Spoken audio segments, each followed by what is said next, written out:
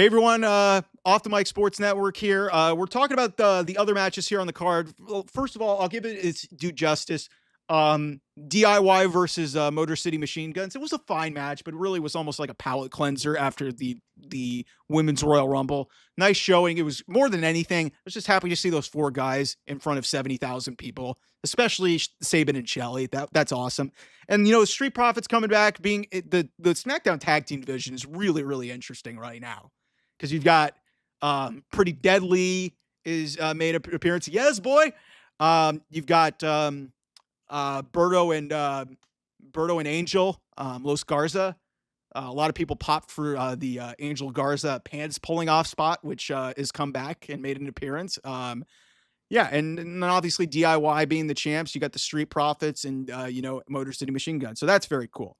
But then we saw one of the great ladder matches in a long time between Cody Rhodes and Kevin Owens. These guys beat the living hell out of each other. There was no shenanigans. This was just a blood feud for the world title with two guys that really just wanted to beat the ever living shit out of each other. And Cody Rhodes, we saw a side from him that we've never seen, a violent side. Like he hits a freaking Alabama slam through a ladder. A lot of people were like, "Oh, an Alabama slam on the guys." It was through a ladder. Did you see the way Kevin Owens landed? Like, oh my God, Kevin is a friggin' maniac. But it needed to be violent. It needed to be physical. It needed to be innovative. Like there was the spot. I love the story that they told when Kevin hits his little corkscrew, fisherman buster through a ladder. You see Nick Aldis and a bunch of people, even Sami Zayn, come out for concern, and then they just continue the match. Yeah, I mean, it wasn't the quintessential, you didn't see a Cody cutter or a crossroads to end this thing because Cody still had to climb the ladder, but it told a story. Hey, Cody's gone to a really vicious and dark place that he hasn't been in a long time as the champion.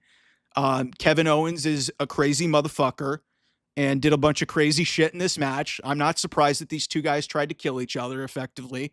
I hope Kevin Owens is okay and he's not selling because it looked really bad in a couple of different points in this match where he landed, and he also got nicked up pretty good in the face. He was bleeding after the match, but yeah. But listen, everybody knew going in that obviously the Royal Rumble matches were going to stand out the most.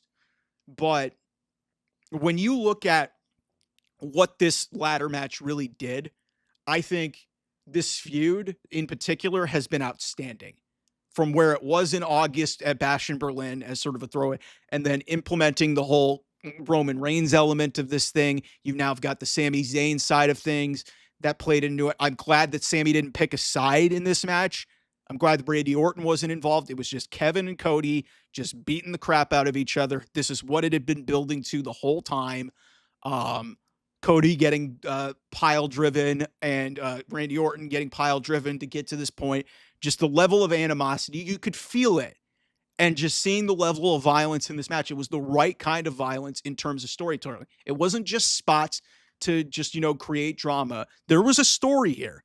And this is the right usage of this stipulation where it's you've got a right element of hatred. You understand that there's violence that needs to be done in this match. And you need guys to do crazy shit to not only beat up a guy that they're supposedly hating on, but win a world title.